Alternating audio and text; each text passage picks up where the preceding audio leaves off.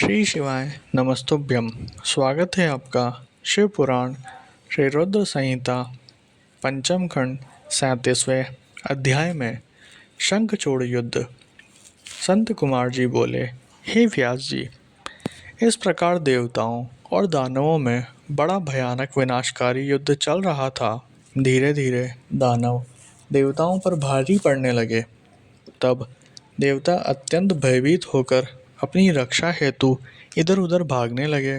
कुछ देवता भागकर देवादिदेव भगवान शिव की शरण में आए। तब वे देवता बोले, प्रभु हमारी रक्षा करें। असुर सेना परास्त होने के बजाय हम पर हावी होती जा रही है। यदि शीघ्र ही कुछ नहीं किया गया तो हम अवश्य हार जाएंगे। देवताओं के वचन सुनकर भगवान शिव को बहुत क्रोध आया। वह उठकर खड़े हो गए और स्वयं युद्ध करने के लिए आगे बढ़े। युद्ध स्थल में पहुंचते ही उन्होंने असुरों की अक्षौहिणी सेना का नाश कर दिया। देवी भद्रकाली भी अनेक दैत्यों को मार मार कर उनका रक्त पीने लगी।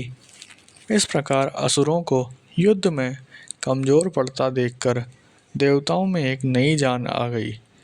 जो देवता इधर उधर अपने प्राणों की रक्षा के लिए भाग गए थे, वे भी आकर पुनः युद्ध करने लगे।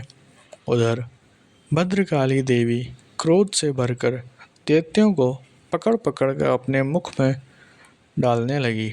स्कंद ने अपने बाणों से करोड़ों दानवों को मौत के घाट उतार दिया।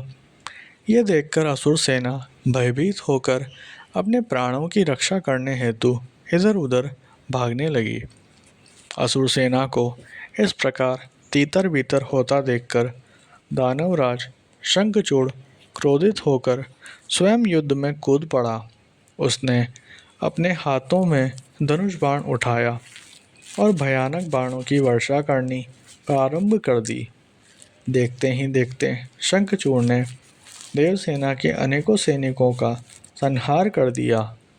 यह देखकर स्कंद देव आगे बढ़े और शंखचूड़ को ललकारने लगे। शंखचूड़ ने क्रोधित होकर स्कंद पर पलटवार कर दिया। उसने स्कंद का धनुष काट दिया और पूरी शक्ति से स्कंद की छाती पर प्रहार किया। फलस्वरूप स्कंद मूर्छित होकर जमीन पर गिर पड़े।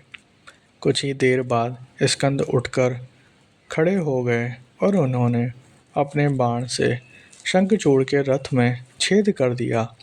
यही नहीं, स्कंद ने शंखचूड़ का कवच, किरीट आदि कुंडल भी गिरा दिया।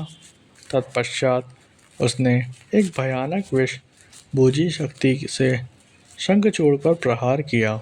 इस प्रहार से शंखचूड़ मूर्छित होकर धरती पर गिर पड़ा और काफ़ी समय तक ऐसे ही पड़ा रहा। कुछ समय पश्चात यह ठीक होकर पुनः युद्ध करने लगा। इस बार उसने भगवान शिव के पुत्र कार्तिकेय को अपना निशाना बनाया और उस पर भयानक शक्ति का प्रहार किया, जिससे कार्तिकेय बेहोश होकर जमीन पर गिर पड़े। तब कार्तिकेय को इस प्रकार धरती पर बेहोश पड़ा हुआ देखकर देवी भद्रकाली उन्हें गोद में उठा लाई। उनकी दशा देखकर शिवजी ने उन पर अपने कमंडल का जल छिड़का। जल छिड़कते ही कार्तिकेय फौरन उठ बैठे और पुनः युद्ध करने के लिए चल दिए। दूसरी ओर वीरभद्र और शंखचूड़ का भयानक युद्ध चल रहा था। यह क्या पाना कठिन था कि दोनों में से कौन अधिक वीर और बलशाली है। एक दूसरे पर वे बड़े शक्तिशाली ढंग से प्रहार कर रहे थे। देवी भद्रकाली भी पुनः युद्ध में आकर दानवों का भक्षण करने लगी।